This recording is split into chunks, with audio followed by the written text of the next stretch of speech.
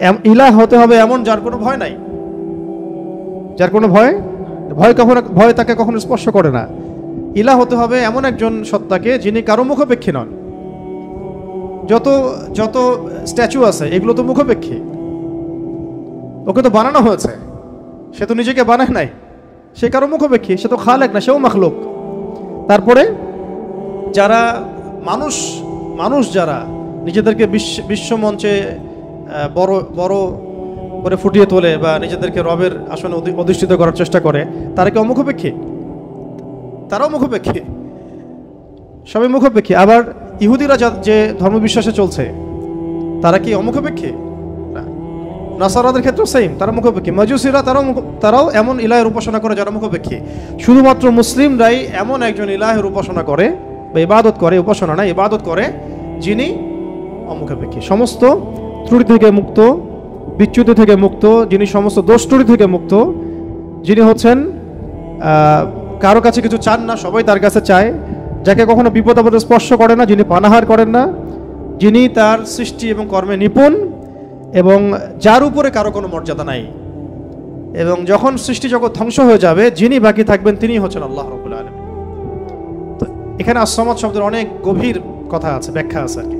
এগুলো ইনশাআল্লাহ আমরা আরো পরের সেশনে করবো ইনশাআল্লাহ। আজকে আমরা একটু কোড আলোচনা করতেছি। 3 নম্বরে আল্লাহ রাব্বুল আলামিন বলেছেন যে, বলুন হে নবী যে আল্লাহ তিনি লাম ইয়ালিদ ওয়া লাম ইউলাদ। বলুন তো, সামনে কমন নেওয়া হয়েছে, কুল বলুন আল্লাহ এক, আল্লাহুস সামাদ, আল্লাহ as-সামাদ, আল্লাহ অমুখাপেক্ষী। আপনি বলে দিন হে নবী যে লাম ইয়ালিদ ওয়া লাম ইউলাদ। লাম ইয়ালিদ তিনি জন্ম দেন নাই, লাম ইয়ালিদ মানে তিনি জন্ম দেন নাই। এটা দিয়ে কাদের ভিত্তি ভেঙে দেওয়া হলো? ওই যে ইহুদি খ্রিস্টানদের, যারা আল্লাহর পুত্র সাব্যস্ত করে, কন্যা সাব্যস্ত করে, ওদের ধর্মবিশ্বাসের ভিত্তি ভেঙে দেওয়া হলো। লাম ইয়ালিদ তিনি জন্ম দেন নাই। তাই এমন একজন সত্তাকে আল্লাহ হতে হবে যিনি কাউকে জন্ম দেন না কখনো। আমরা এই দুনিয়াতে যা দেখছি সবকিছু কিন্তু জন্মিত বা জন্ম দিচ্ছে বা জন্মিত। মানুষের কথা বলেন, আপনি যে কোনো মাখলুকের কথা বলেন, এমনকি প্রকৃতির যে বিষয়গুলো আমরা দেখি এগুলো তো জন্মিত আর কি, মাখলুক, এগুলো কোনো না কোনো জায়গা থেকে আসছে। তো আল্লাহ রাব্বুল আলামিন হতে হলে এমন একজন সত্তা হতে হবে যিনি কাউকে জন্ম দেন নাই। ওয়ালাম ইউলাদ, এটা আরো কঠিন। কেউ জন্ম দেয় না সেটা একটা হতে পারে, একজন ধরেন মহিলা আছে জন্ম দেয় নাই সন্তান, সে তো কারো কাছ থেকে জন্মিত হয়েছে। দুইটা রাস্তাই বন্ধ করে দেওয়া হলো যে আল্লাহ হতে হবে এমন একজন সত্তাকে যিনি না জন্ম দিয়েছেন না কারো কাছ থেকে জন্ম নিয়েছেন। এটা আরো কঠিন, এবং এই কাঠিন্যের মধ্যে কোনো সত্তা পড়তে পারে না আল্লাহ ছাড়া। এই মানদণ্ডে আল্লাহ ছাড়া অন্য কোনো সত্তা কখনো পড়তে পারে না, যিনি জন্ম দেন নাই, কারো কাছ থেকে জন্ম নেন নাই। অনেকে প্রশ্ন করে যে, অনেকের মধ্যে ওয়াসওয়াসা আসে যে এই বিশ্বজাহান আল্লাহ সৃষ্টি করেছেন, আল্লাহকে কে সৃষ্টি করেছেন? নাউযু বিল্লাহি মিন যালিক। নবী সাল্লাল্লাহু আলাইহি ওয়াসাল্লাম বলেছেন, যখনই এমন কোনো চিন্তা আসবে, এই চিন্তা শয়তান ঢুকিয়ে দেয়, যখনই এমন কোনো চিন্তা আসবে সেজন্য পরে আউযু বিল্লাহি মিনাশ শাইতানির রাজীম, এবং ঈমান পাকাপোক্ত করার জন্য যেন পরে আমানতু বিল্লাহি ওয়া রুসুলিহি। আমানতু বিল্লাহি ওয়া রুসুলিহি, রুসুলিহি বহুবচন, আমানতু বিল্লাহি ওয়া রুসুলিহি। আল্লাহকে যদি কেউ জন্ম দিত বা আল্লাহ যদি কোনো জায়গা থেকে সৃষ্টি হতেন, তাহলে যে স্রষ্টা তিনি তো আল্লাহ হতেন, তাই না? আল্লাহ যদি নাউজুবিল্লাহ কারো কাছ থেকে সৃষ্টি হতেন তাহলে তো তিনি আল্লাহ হতেন না। এমন একজন সত্তাকে আল্লাহ হতে হবে যিনি সৃষ্টি নন, যাকে কেউ সৃষ্টি করে নাই, বরং তার কাজ সৃষ্টি করা। এটা তো আপনি কার্যকারণ তত্ত্ব থেকে বলছেন, এটা ফিলোসফিতে একটা তত্ত্ব আছে, কার্যকারণ তত্ত্ব। মানে তত্ত্বটা হচ্ছে এরকম, ইউনিভার্সিটিতে আমাদেরকে একটু পড়ানো হয়েছিল আর কি, যে প্রত্যেকটা কাজের পিছনে একটা কারণ থাকে। আসলে তাই, কিন্তু প্রত্যেকটা কাজের পিছনে একটা কারণ আসলেই থাকে। শয়তানির পিছনেও কোনো না কোনো কারণ তো আছে, কেন শয়তানি করতেছে এটা কারণ তো আছে। প্রত্যেকটা কাজের পিছনে একটা কারণ থাকে। এই তত্ত্বটাকে তারা বলতো কার্যকারণ তত্ত্ব আর কি। তো এই তত্ত্ব থেকে তারা এই প্রশ্নটা উত্থাপন করেছে যে তাহলে আল্লাহকে কে সৃষ্টি করেছে? ঠিক আছে, এখানে এই তত্ত্বটা নিজেই তার দোষে ত্রুটিযুক্ত আর কি। আল্লাহকে যদি কেউ সৃষ্টি করে তাহলে তো সে আল্লাহ হবে, তাকে কেউ সৃষ্টি করলে সে আল্লাহ হবে, তাকে কেউ সৃষ্টি করলে সে আল্লাহ হবে। এইভাবে আপনি কোথায় গিয়ে শেষ করবেন? যেখানে আপনার চিন্তার জগৎ শেষ হবে সেখান থেকে আল্লাহ রাব্বুল আলামিন শুরু হবেন ইনশাআল্লাহ। ব্যাপারটা এরকম আর কি। তো আল্লাহ রাব্বুল আলামিন কাউকে কাউকে জন্ম দেন নাই, কারো কাছ থেকে জন্ম নেন নাই, সহজ কথা। আর এখান থেকে ইহুদি এবং খ্রিস্টানদের যে ধর্মভিত্তি, এটাকে একেবারে ভেঙে দেওয়া হয়েছে। ওয়াকালাতিল ইয়াহুদ উযাইরুন ইবনুল্লাহ ওয়া ক্বালাতিন নাসারা আল মাসীহু ইবনুল্লাহ, এটাকে ভেঙে দেওয়া হয়েছে। এবং তারা যে বলতো যে তিন খোদায় যে তারা বিশ্বাস করতো, ট্রিনিটি, এটাকেও ভেঙে দেওয়া হয়েছে। ঠিক আছে, আবার মুশরিকদের ভিত্তিটা আগেই ভেঙে দেওয়া হয়েছে। এরপরও যারা বাকি ছিল ওদেরকে আসসামাদ দিয়ে ভেঙে দেওয়া হয়েছে। তার সবশেষ ওয়ালাম ইয়াকুল্লাহু কুফুয়ান আহাদ, ওয়ালাম ইয়াকুল্লাহু কুফুয়ান আহাদ। এটা এত কঠিন যে এটা মানে উতরে যাওয়ার মতো আসলে ক্ষমতা আল্লাহ ছাড়া কারোরই নাই, এটা অসম্ভব। ওয়ালাম ইয়াকুল্লাহু কুফুয়ান আহাদ, ওয়া মানে এবং, ওয়া মানে এবং, ইয়াকুন মানে হয়, লাহু মানে তার জন্য, কুফুয়ান মানে সমকক্ষ বা সমতুল্য, আহাদুন মানে কেউই। এখানে আহাদুন মানে আসলে কেউই। ওয়া মানে এবং, লাম ইয়াকুন, ওয়ালাম ইয়াকুন এবং হয় না, লাম মানে না, লাম হচ্ছে অতীতকালে নাবাচক বোঝায়, অতীতকালে নাবাচক, এগুলো মনে রাখবেন। ওয়া মানে এবং, ওয়াবের দুটো অর্থ হয় আল কোরআনে, কখনো কখনো শপথ বা কসম অর্থে আসে, কখনো কখনো এবং অর্থে আসে। যেমন ওয়া তিন, তিন ফলের কসম, ওয়াল আসরি সময়ের কসম। আর এখানে ওয়া জবর মানে হচ্ছে এবং, ওয়া লাম, লাম হচ্ছে অতীতকালে নাবাচক, অতীতকালে নাবাচক। যেমন আমি কখনো বলিনি, আমি করিনি, আমি যাইনি, এগুলো বোঝাতে লাম শব্দ প্রয়োগ করা হয়। ঠিক আছে, ওয়ালাম ইয়াকুন, ইয়াকুন মানে হয়, লাম ইয়াকুন মানে হয় না, ওয়ালাম ইয়াকুন এবং হয় না, এবং হয় না, লাহু মানে তার জন্য, লাহু মানে তার জন্য বলতে এখানে আল্লাহর দিকে নিসবত করা হচ্ছে। ওয়ালাম ইয়াকুন লাহু, তার জন্য হয় না, কি হয় না, কুফুয়ান, মানে কুফু মানে কি, সমতুল্য, সমকক্ষ। অনেকে বলেন না বিয়ের ক্ষেত্রে কুফু দেখতে হয়, সমতুল্য, সমকক্ষ, সামঞ্জস্যতা। আহাদ কেউই, মানে তার সমতুল্য সমকক্ষ কেউ নাই, তার সমতুল্য সমকক্ষ কেউ নাই। এটা হচ্ছে আরো কঠিন, কারণ একজন ধরেন আহাদ উতরে আসলো, সমাদে গিয়ে শেষ হয়ে গেল। কেউ হয়তো বলছে লাম ইয়ালিদ ওয়া লাম ইউলাদ, এটাকে কোনোভাবে ব্যাখ্যা করছে, ধরেন কোনোভাবে উল্টাপাল্টা ব্যাখ্যা করছে, কিন্তু শেষে গিয়ে এসে কিন্তু আর পারবে না। ওয়ালাম ইয়াকুল্লাহু কুফুয়ান আহাদ, তার সমতুল্য কিছুই নাই। ধরেন আপনি বললেন যে এই মূর্তিটা নাউজুবিল্লাহ একটা দেবতা, কেউ বললো হয় কোনো মুশরিক, তার এই মূর্তি একটা না, এই মূর্তি আরো অনেক আছে, সামঞ্জস্য আছে। কেউ যদি বলে এই নক্ষত্রটা তার ইলাহ, নাউজুবিল্লাহ, এই নক্ষত্র একটা না, তার সামঞ্জস্য আরো আছে, সিমিলারিটিস আছে আর কি। ঠিক আছে, কেউ বললো যে অমুক নবীর সন্তান আল্লাহর পুত্র, নাউজুবিল্লাহ, এই নবীর সন্তান একজন না, আরো বহু নবী আছে তাদের সন্তান হয়েছে। এইরকমই ওয়ালাম ইয়াকুল্লাহু কুফুয়ান আহাদ হচ্ছে এমন একজন সত্তাকে আল্লাহ হতে হবে যার সাদৃশ্য কিছু নাই, লাইসা লাইসা কামিথলিহি শাই, তার সমতুল্য, তার মতো কিছু নাই। অনেকে আল্লাহ পাকের এই যে হাত, আল্লাহ পাকের চেহারা, আল্লাহর হাসি, আল্লাহর ক্রোধ, এগুলোকে ব্যাখ্যা করতে গিয়ে আকীদার ক্ষেত্রে এমন এমন কিছু ব্যাখ্যা করেছে যেখানে আল্লাহ পাককে মাখলুকের সাথে সাদৃশ্য করে দেওয়া হয়েছে। এবং তারা আবার বলছে এটাই নাকি আহলুস সুন্নাহ ওয়াল জামাআর আকীদা। এটা একটা বাজে বিষয়, এটা একটা বাজে কথা। আল্লাহ রাব্বুল আলামিনের জাত এবং সিফত সম্পর্কে আমরা ইনশাআল্লাহ আরেকদিন বিস্তারিত কথা বলবো। ঠিক আছে, এতটুকু বলছি এখন যে আল্লাহ আল্লাহই, তার মতো কোনো কিছুই নাই। যেখানে আল্লাহ পাক বলেছেন তার চেহারা, এটা চেহারার অর্থ ইশারা কি সেটা আল্লাহ পাক জানেন। ওটা আমি যদি এখন মনে করতে যাই যে এটা এরকম চেহারা, চোখ নাক মুখ কানওয়ালা, তো এটা শিরক হয়ে যাবে তো আর কি।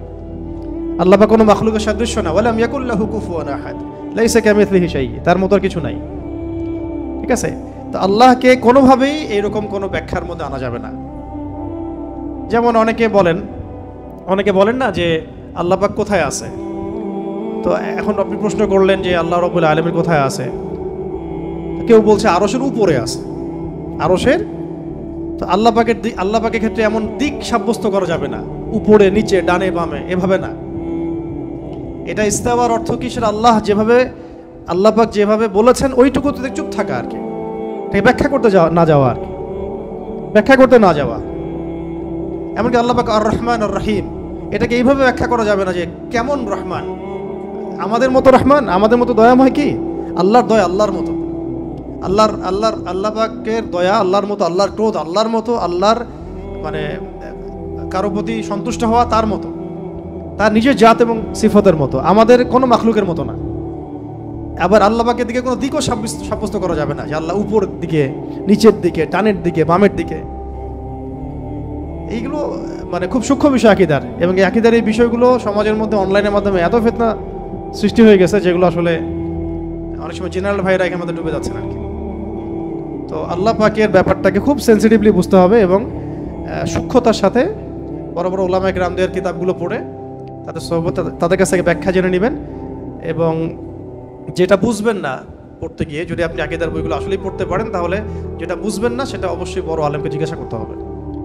হ্যাঁ, আরশের কথা দিয়ে অনেকে বলেছেন উপরে। এই সমাসীন শব্দটা মানে হচ্ছে আসীন হওয়া।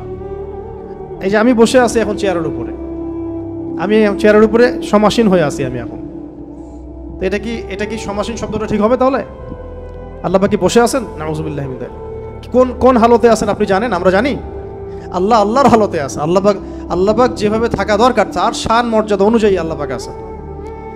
তো এই ব্যাপারগুলো খুব সূক্ষ্ম, কিন্তু এই জন্য আমি বলছি এইটার আরেকটা দার্স লাগবে পরের ক্লাসে ইনশাল্লাহ। ওই দিন আমরা তাওহীদের পুরো বিষয়গুলো, খুঁটিনাটিগুলো জানবো ইনশাল্লাহ। পাশাপাশি শিরকের বিষয়গুলো লিস্ট করা হচ্ছে, যতগুলো কাজ শিরক এগুলো আপনাদেরকে বলে দেবো ইনশাল্লাহ। মানে এখন যেগুলো দেখা যায়, এছাড়াও আরও অনেক শিরক আছে যেটা সামনে আসবে আর কি। হ্যাঁ, আসতে পারে, কারণ যেভাবে যুগ বদলায় সেভাবে শিরকের ভেরিয়েন্টও বদলাচ্ছে।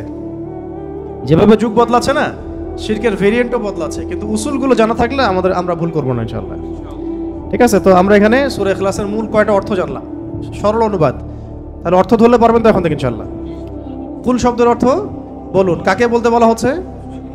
রাসূল সাল্লাল্লাহু আলাইহি ওয়াসাল্লামকে। কেন বলতে বলা হচ্ছে? কারণ কাফেররা জিজ্ঞাসা করেছে আল্লাহ কেমন, তোমার আল্লাহ কেমন, প্রকৃতি জিজ্ঞাসা করছে, আল্লাহ পাক সম্পর্কে জানতে চেয়েছে। আল্লাহ পাকের ডেফিনেশন কোন সূরা আছে? ইখলাস। এই সূরাকে বলা হয় তাওহীদের সূরা, একনিষ্ঠতা। ঠিক আছে, খালেস তাওহীদ। এবং কোরআনের যে 3টা ভাগের কথা বললাম, 3 ভাগের 1 ভাগই হচ্ছে তাওহীদ। এই কারণে এই সূরাকে আল কোরআনের 3 ভাগের 1 ভাগ বলা। এখন বুঝতে পারছেন যে হাদিসে আসছে না যে এই সূরা ইখলাস হচ্ছে কোরআনের 1/3 সমান। 1/3 কেন? কারণ কোরআনের 3 ভাগের 1 ভাগ হচ্ছে তাওহীদ। এটা এভাবে আসে নাই কিন্তু যে 3 বার পড়লে 1 খতম হবে, এভাবে কিন্তু হাদিসে আসে নাই। এটা ব্যাখ্যা, উলামায়ে কেরামদের, আসলাফদের অনেকের ব্যাখ্যা যে 3 বার পড়লে হয়তো 1 খতমের নেকি হয়ে যাবে। ইনশাআল্লাহ হতেও পারে, আল্লাহ পাক দিতেই পারেন। আল্লাহ পাক দিলে আমার সমস্যা কি? তো এইভাবে হাদিসে আসে না যে 3 বার পড়লেই 1 খতমের নেকি হবে, এইভাবে হাদিসে আসে না। আসছে যে এই সূরা হচ্ছে কোরআনের 3 ভাগের 1 ভাগ, 1/3 সমান। 1/3 সমান, এটাও একটা ব্যাখ্যা যে কোরআনের 3 ভাগের 1 ভাগ জুড়ে তাওহীদ আছে। বাকি 1 ভাগ কি আছে? বাকি 1 ভাগ আছে না, বাকি 1 ভাগ আছে ইতিহাস, হিস্ট্রি, পূর্ববর্তী নবীদের অনেক ঘটনা, এইগুলো আছে 1 ভাগ। ঠিক আছে? আর 1 ভাগ আছে আহকাম, হুকুম আহকাম, এগুলো করো এগুলো করো না, হ্যাঁ, দিক নির্দেশনা। আর এমনি আমরা বলছি আমাদের দিনের যে মূল 3টা ভিত্তি, সেটার মধ্যে একটা হচ্ছে তাওহীদ, একটা রিসালাত, একটা হলো আখিরাত। এখন আসেন শেষ করি, আমরা 10টা বেজে যাচ্ছে। এখন আর 2-1টা কথা বলে আমি শেষ করি আজকের মতো। যে আমরা জানলাম এই সূরা শানে নুজুল কি, অর্থগুলো কি। আচ্ছা, অর্থগুলো একবার রিপিট করে নেই। কুল মানে কি বলুন? হুয়া আল্লাহ। হুয়া মানে কি? তিনি। হুয়া মানে তিনি। এখানে আল্লাহকে সাব্যস্ত করেন, নিসবত করা হচ্ছে। আল্লাহ মানে আল্লাহ, আহাদ মানে এক। আচ্ছা, আল্লাহ শব্দটা কিন্তু নিজেই ইসমে আজম। আল্লাহ শব্দটা নিজেই কিন্তু ইসমে আজম। এটার সাথে প্রাসঙ্গিক বলে দিলাম, ওই দোয়াটা যদি করেন দোয়া করার আগে, তাহলে ইনশাআল্লাহ দোয়া কবুল হবে। কোনটা? আল্লাহুম্মা ইন্নী আসআলুকা বিআন্নী আশহাদু আন্নাকা আনতা আল্লাহ লা ইলাহা ইল্লা আনতাল আহাদুস সামাদুল লাযী লাম ইয়ালিদ ওয়া লাম ইউলাদ ওয়া লাম ইয়াকুল লাহু কুফুয়ান আহাদ। এটা একটা। তারপরে আল্লাহ পাক বলছেন বলুন তিনি আল্লাহ এক, আল্লাহুস সামাদ, আল্লাহ পাক অমুখাপেক্ষী, লাম ইয়ালিদ তিনি কাউকে জন্ম দেন নাই, ওয়া লাম ইউলাদ তাকেও কেউ জন্ম দেয় নাই। এটা প্যাসিভ, এটা মাজহুল আর কি, আরবিতে বলে মাজহুল, মানে প্যাসিভ। লাম ইয়ালিদ তিনি কাউকে জন্ম দেন নাই, ওয়া লাম ইউলাদ তাকেও কেউ জন্ম দেয় নাই। আর ওয়া লাম ইয়াকুল লাহু কুফুয়ান আহাদ, ওয়া মানে এবং, লাম শব্দ প্রয়োগ হয় কখন? অতীতকালে নাবাচক বোঝাতে। ইয়াকুন মানে হয়, ওয়া লাম ইয়াকুন মানে হয় না, এবং হয় না, লাহু মানে তার জন্যে বা তার জন্যে, কুফুয়ান মানে সমতুল্য বা সমকক্ষ, আহাদ মানে কেউই। তাহলে তার সমতুল্য বা তার সমকক্ষ কেউ নাই। আচ্ছা, আজকে আমরা যতটুকু জানলাম আর কি, একটা হলো সূরাতুল ইখলাসের নামকরণ, তারপরে এর অর্থগুলো, এটা মাক্কি সূরা না মাদানী সূরা, এর শানে নজুল, এগুলো জানা হয়েছে এবং সংক্ষিপ্ত শাব্দিক অনুবাদ জানা হয়েছে। বাকি এর আরও বেশ কিছু বিষয় আছে, যেমন এর মধ্যে তাওহীদ আছে, তাওহীদের প্রকরণগুলো, যেমন তাওহীদ রুবুবিয়্যাত, তাওহীদ উলুহিয়্যাত, তাওহীদ আসমা সিফাত, ইনশাআল্লাহ আমরা আগামী দার্সে জানবো। এবং তাওহীদের ফজিলত, তাওহীদ না থাকলে কি হবে, এবং তাওহীদের বিপরীত শিরক কাকে বলে, এবং এর ক্ষতিকর দিকগুলো কি কি, শিরকের কুফল এবং এর শাস্তি, এবং শিরকের প্রকারভেদ, যেমন আকীদার ক্ষেত্রে শিরক, আমলের ক্ষেত্রে শিরক, কথার ক্ষেত্রে শিরক এবং গোপন শিরক বা রিয়া। এর সাথে আধুনিক বিশ্বে যে শিরকগুলো দেখা যায় সেগুলোর তালিকা। এই জিনিসগুলো ইনশাআল্লাহ আমরা আগামী দার্সে জানবো। এর সাথে ঈমান ভঙ্গের 10টা কারণ, ঈমান ভঙ্গের 10টা কারণ, এগুলো খুবই ভাইটাল। ইনশাআল্লাহ পরের দার্সে সবাই আসবেন, এটা আমরা আশা করতেছি। আর শেষ করার আগে শুধু আমি এই সূরার কয়েকটা ফজিলত বলে আপনি শেষ করতেছি, এটা জানা দরকার আছে, তাহলে আমাদের আগ্রহ জন্মাবে। তো ফজিলতগুলো আপনারা মাসিক আল কাউসারও পাবেন, অনলাইনে মাসিক আল কাউসারও পাবেন। আমি কয়েকটা ফজিলত নোট করে আনছি আপনাদেরকে একটু বলার জন্য। 1 নাম্বার, ঠিক আছে, একটু মনে রাখেন, ফজিলত জানলে কি হয়, ওইটার উপর আমল করার আগ্রহ বাড়ে। এটা যখন পড়ছিলাম আমার নিজেরই মনে হচ্ছিল যে আহা, এত সহজ একটা আমল আমরা কেন করি না। এবং আপনাদের জন্য ফজিলত কালেক্ট করতে গিয়ে আমি একটা ফজিলত পেয়েছি আজকে, যেটা আমি আগে কখনোই জানতাম না। তো কয়েকটা ফজিলত শুনি। হ্যাঁ, 1 নাম্বার, এক ব্যক্তি জনৈক সাহাবীকে দেখলেন, রেফারেন্সগুলো দেয়া আছে, এটা সহিহ বুখারী, আবু দাউদে আসছে, নাসাইতে আসছে। এক ব্যক্তি জনৈক সাহাবীকে দেখলেন যে তিনি প্রত্যেক নামাজেই সূরা ইখলাস পড়েন, প্রত্যেক নামাজে সূরা ইখলাস পড়েন, মানে তাকে ইমামতির দায়িত্ব দেওয়া হয়েছে। প্রত্যেকটা রাকাতে তিনি যখন সূরা ফাতিহা শেষ করেন সূরা ইখলাস পড়েন, তারপরে অন্য কিরাত করেন। এটা কি ইউনিক না? কখনো দেখেছেন এমন কোন ইমামকে? তো উনি এটা পড়েন। তো এই বিষয়টা তাকে বলা হলো যে আপনি এটা কেন করেন, আপনি এটা বন্ধ করেন, মাঝে মাঝে পড়েন, পরামর্শ দেওয়া হচ্ছে। তিনি বলছেন না, আমি বন্ধ করব না। তো এমন অবস্থা হয়েছে যে কেসটা রাসূল সাল্লাল্লাহু আলাইহি ওয়াসাল্লামের দরবার পর্যন্ত পৌঁছেছে।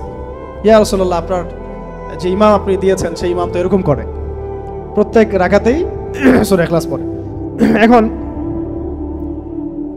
নবী সাল্লাল্লাহু আলাইহি ওয়াসাল্লাম এর কাছে যখন এই বিষয়টা আসলো, তখন তিনি জিজ্ঞাসা করলেন যে সূরা ইখলাস তুমি প্রত্যেক রাকাতে কেন পড়ো? তিনি বললেন যে আমি এই সূরাটাকে ইয়া রাসূলুল্লাহ ভালোবাসি, আমি এই সূরাটাকে ভালোবাসি। তখন নবী সাল্লাল্লাহু আলাইহি ওয়াসাল্লাম বলেছিলেন যে এই সূরার প্রতি ভালোবাসা তোমাকে জান্নাতে প্রবেশ করাবে ইনশাআল্লাহ।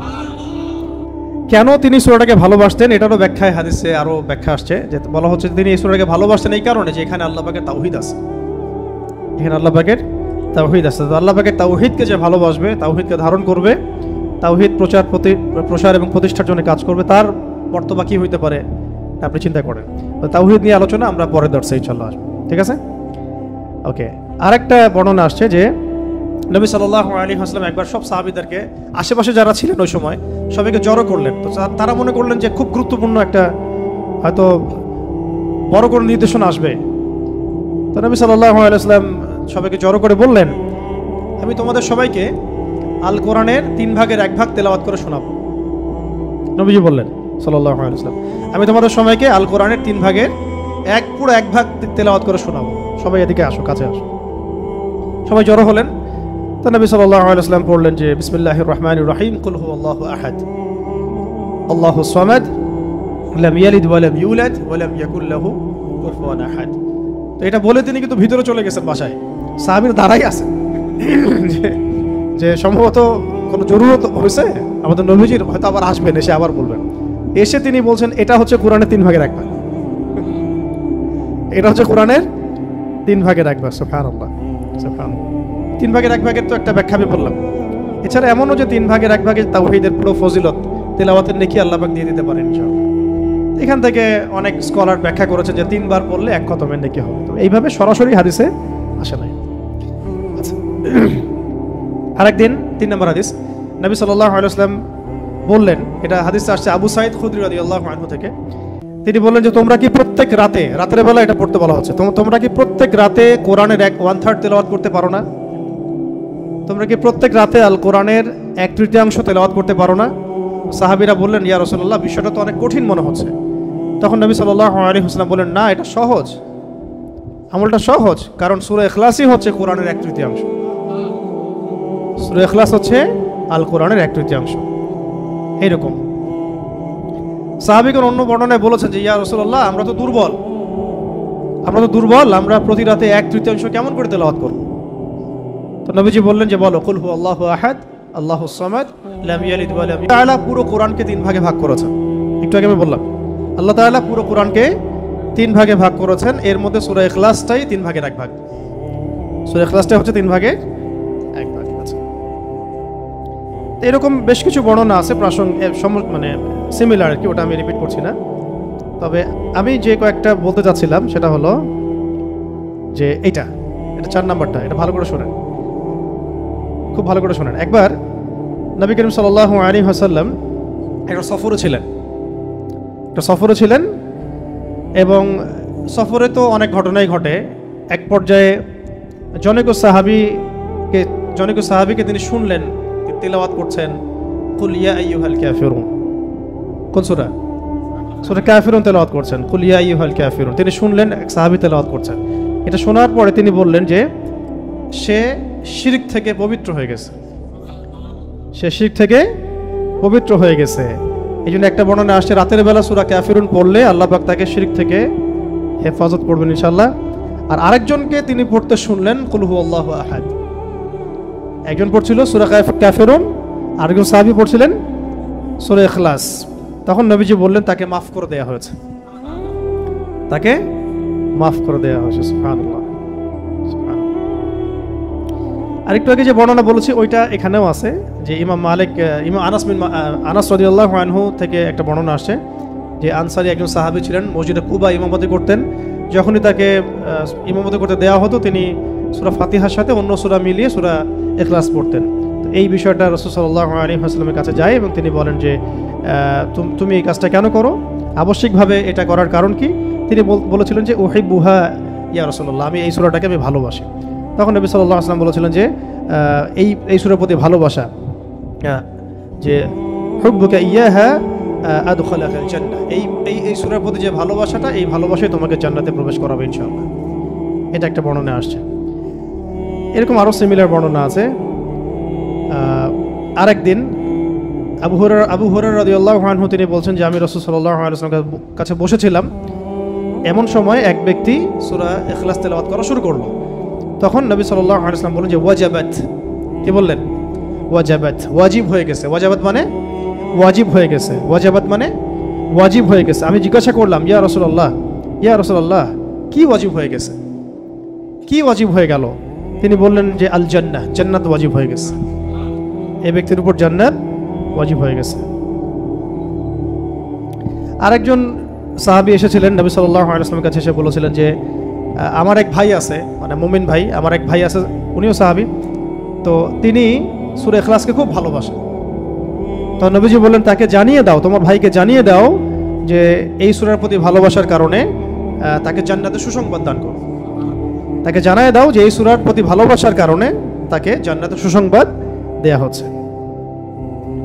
এইরকম আরও বর্ণনা আছে সিমিলার, যেমন একটাতে আসছে, এটাও বুখারী মুসলিমের বর্ণনা, যে সাহাবায়ে কেরাম একদিন এক সাহাবীকে জিজ্ঞাসা করলেন যে এই সূরাটাকে আপনি এতবার কেন পড়েন? তিনি বলেছিলেন যে এই সূরার মধ্যে আর রহমানের সিফাত এবং গুণাবলী আছে, এই সূরার মধ্যে আর রহমানের মানে আল্লাহ পাকের সিফত এবং গুণাবলী আছে, তাই আমি এটাকে পড়তে ভালোবাসি। তখন নবীজি বললেন তাকে জানিয়ে দাও যে আল্লাহও তাকে ভালোবাসে। মানে এক এক জায়গায় এক একভাবে শব্দ এক্সট্রা আসছে আর কি। কোনো জায়গায় বলা হচ্ছে তার জন্য জান্নাত ওয়াজিব হয়ে গেছে, কোনো বর্ণনা আসছে যে তাকে জানায় দাও যে আল্লাহ তাকে ভালোবাসেন, কোনো বর্ণনা আসছে তাকে জানায় দাও যে তাকে জান্নাতে সুসংবাদ দান করো। এরকম করে বিভিন্ন বর্ণনা আসছে আর কি। এবার আমাদের জন্য খুব আগ্রহের একটা হাদিস, এটা শুনেন। মুয়াজ ইবনে আনাস জুহানী রাদিয়াল্লাহু তাআলা আনহু বলেন যে রাসূলুল্লাহ সাল্লাল্লাহু আলাইহি ওয়াসাল্লাম একদিন বললেন, ভালো করে শুনেন, রাসূলুল্লাহ সাল্লাল্লাহু আলাইহি ওয়াসাল্লাম একদিন বললেন, যে ব্যক্তি কুল হু আল্লাহু আহাদ এই সূরাটাকে 10 বার পড়বে, যে ব্যক্তি এই সূরাটাকে 10 বার পড়বে আল্লাহ তাআলা তার জন্য জান্নাতে একটা প্রাসাদ নির্মাণ করবেন। তো এই কথাটা শুনে ওমর রাদিয়াল্লাহু আনহু বললেন, ওমর ইবনে খাত্তাব তিনি বললেন যে তাহলে তো আমরা অনেক প্রাসাদের অধিকারী হয়ে যাব ইয়া রাসূলুল্লাহ। তার উদ্দেশ্য ছিল এটা, যদি আমি 20 বার পড়ি ইয়া রাসূলুল্লাহ তাহলে নবীজি বললেন তাহলে দুইটা প্রাসাদ, যদি 30 বার পড়ি তা 3টা প্রাসাদ, ইয়া রাসূলুল্লাহ তাহলে তো আমরা অনেক প্রাসাদের অধিকারী হয়ে যাব। তখন নবীজি বললেন যে আল্লাহ তাআলার দান এর চেয়েও বেশি প্রশস্ত, মানে আপনি 100 পড়লে 10টা ঘর পাবেন, আমরা 100 পড়লে 10টা ঘর পাবো, 200 পড়লে 20টা। এইভাবেই আল্লাহ পাকের দান আরো প্রশস্ত। আর যে হাদিসটার কথা আমি বললাম, যেটা আমি আজকে আপনাদের জন্য এটা রেডি করতে গিয়ে জেনেছি আর কি, এটা আমার আগে জানা ছিল না। এটা জানার পরে আসলে আমাদের মনে হচ্ছে কেন এই আমলগুলো করি না। এত সময় দেখা যায় যে অনেক সময় অনলাইনে বসে থাকছি, তাই না? অনেক সময় এমনি বসে আছি জিকির ছাড়া, তো গাড়িতে যাওয়া আসা হচ্ছে, ওই সময় বসে আছি, কোনো কাজ নাই, এমন অনেক সময় হয় না? কেন আমরা এই সময়গুলো কাজে লাগাই না? এই লাস্ট হাদিস, একজন সাহাবী ছিলেন যার নাম মুয়াবিয়া ইবনে মুয়াবিয়া বিন মুয়াবিয়া আল মুজানি রাদিয়াল্লাহু তাআলা আনহু। তিনি ইন্তেকাল করেছিলেন এবং নবী সাল্লাল্লাহু আলাইহি ওয়াসাল্লামের তিনি সাহাবীদেরকে নিয়ে জানাজার নামাজ পড়া হলো। ভালো করে শুনুন, মুয়াবিয়া ইবনে মুয়াবিয়া আল মুজানি রাদিয়াল্লাহু তাআলা আনহু ইন্তেকাল করলেন, নবী সাল্লাল্লাহু আলাইহি ওয়াসাল্লাম সাহাবীদেরকে নিয়ে তার জানাজার নামাজ পড়ালেন। পড়ানোর পরে নবী সাল্লাল্লাহু আলাইহি ওয়াসাল্লামের কাছে জিবরাইল আলাইহিস সালাম আগমন করলেন এবং তাকে জানিয়ে দেওয়া হলো ওয়াহির মাধ্যমে যে এই সাহাবীর জানাজায় আমি জিবরাইল আলাইহিস সালাম বলছেন 70,000 ফেরেশতা সহ আমি উপস্থিত হয়েছিলাম।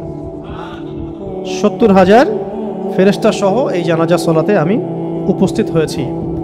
তো নামাজ শেষে নবী সাল্লাল্লাহু আলাইহি ওয়াসাল্লাম জিজ্ঞাসা করলেন যে ইয়া জিবরিল হে জিবরিল বিমা বালাগা মুআবিয়া ইবনে মুআবিয়া হাদিহিল মানজিলা। এই সাহাবীর মুআবিয়া ইবনে মুআবিয়া রাদিয়াল্লাহু তাআলা আনহুর কোন কারণে এই মঞ্জিলে তাকে পৌঁছে দেওয়া হলো, মানে এত উঁচু মাকাম দেওয়া হলো? তখন তিনি বলছিলেন যে ইয়া রাসূলুল্লাহ সাল্লাল্লাহু আলাইহি ওয়াসাল্লাম, এই মর্যাদা লাভের কারণ হচ্ছে যে সে দাঁড়িয়ে, বসে, হেঁটে, সওয়ারিতে অবস্থায় সবসময় সূরা ইখলাস তেলাওয়াত করত।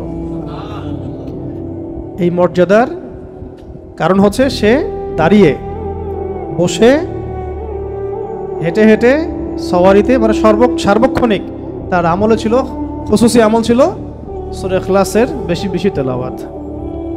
সুবহানাল্লাহ। এটা মুসনাদ আহমদে আসছে হাদিসটা, আরও কিছু হাদিসের মধ্যে আসছে হাদিসটা। তো আল্লাহ পাক আমাদের সবাইকে এই সূরার প্রতি বেশি বেশি আমল করার তৌফিক দান করেন। অনেকগুলো ফজিলত পেলাম, তাহলে ফজিলতগুলোর মধ্যে এগুলো সব অথেন্টিক, এগুলো নিয়ে কোনো ইনশাআল্লাহ সন্দেহের কিছু নাই। অন্য কিছু বইয়ের মধ্যে দেখা যায় যে 400 পড়লে, 1000 পড়লে কিছু আমল দেয়া আছে, এগুলো সনদগুলো সহি না এবং এগুলো দুর্বলতা আছে। তো ওইগুলো আমরা এখানে আলোচনা আনলাম না। মূল যে বিষয়গুলো সেগুলো বললাম যে এই সূরা প্রথমত রাতের বেলা পড়তে হবে, মানে আমরা পড়বো ইনশাআল্লাহ। তারপরে সূরা ফালাক, নাস, ইখলাস, এটা তো সকাল সন্ধ্যায়, আবার ঘুমানোর সময়ও, ঠিক আছে? এটা গেল 3টা আমল। আরেকটা হলো অন্তত পক্ষে 10 বার দিনে, 10 বার তো পড়াই যায়, নিজের উপর এটা কিন্তু আমল হিসেবে নিয়ে নেওয়া যায়। আমি 10 বার পড়বো সারাদিনে, হ্যাঁ, একটা অট্টালিকা, 10 বার পড়লে একটা প্রাসাদ, জান্নাতে একটা প্রাসাদ, 20 বার পড়লে 2টা, 30 বার পড়লে 3টা, যত বেশি পড়বে তত বেশি। সবচেয়ে বড় কথা, এই সূরার মধ্যে আল্লাহ পাকের তাওহীদ আছে এবং এই তাওহীদকে যে ভালোবাসবে আল্লাহ তাকে ভালোবাসবেন। এই সূরাকে যে মহব্বত করবে আল্লাহ তাকে মহব্বত করবেন। এই সূরাকে যে ব্যক্তি তাওহীদের কারণে মহব্বত করে, আল্লাহ পাকের জাত এবং সিফাতের কারণে মহব্বত করে, আল্লাহ পাক তাকে জান্নাতে প্রবেশ করাবেন। তো এখানে সবচেয়ে মূল কথাটা হচ্ছে আল্লাহ পাকের তাওহীদ। এই তাওহীদ কি, তাওহীদ কত প্রকার, তাওহীদের প্রকারভেদগুলো কি কি, তাওহীদের বিপরীত কি, শিরক কত প্রকার, ঠিক আছে, কি কেন, এর ক্লাসিফিকেশনগুলো, এগুলো ইনশাআল্লাহ আমরা আগামী দার্সে জানবো ইনশাআল্লাহ। ঠিক আছে, আজকে এই পর্যন্ত থাক। আগামী দার্সে সবাইকে আসার আমন্ত্রণ জানাচ্ছি। আল্লাহ পাক আমাদের সবাইকে সূরাতুল ইখলাস বিশুদ্ধ করে তিলাওয়াতের, এর মর্ম বোঝার এবং এর উপর নিয়মিত আমল করার তৌফিক দান করেন। এবং সূরা ইখলাসের মধ্যে যে তাওহীদ আছে, এই তাওহীদটা নিজের জীবনে আকীদায় আমলে নিজের আখলাকের মধ্যে প্রতিষ্ঠা করা এবং এই তাওহীদের ব্যাপক প্রচার প্রতিষ্ঠায় নিজেদেরকে আত্মনিয়োগ করার তৌফিক আল্লাহ পাক আমাদেরকে দান করেন। ওয়া আখিরু দাওয়ানা আনিল হামদুলিল্লাহি রাব্বিল আলামিন। আমরা সবাই দোয়া পড়ব, সুবহানাকা আল্লাহুম্মা ওয়া বিহামদিক আশহাদু আল্লা ইলাহা ইল্লা আনতা আস্তাগফিরুকা ওয়া আতুবু ইলাইক।